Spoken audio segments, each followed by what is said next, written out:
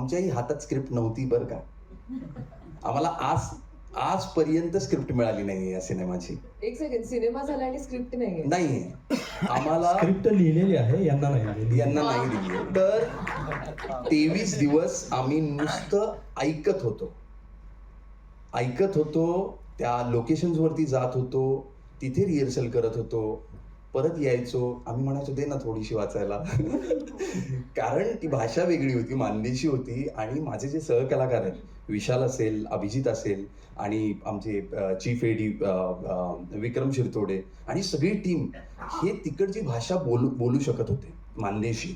शेखरही ते ऐकून आम्हाला एवढं आम्हाला स्क्रिप्टची गरज नाही पडली 23 दिवसानंतर.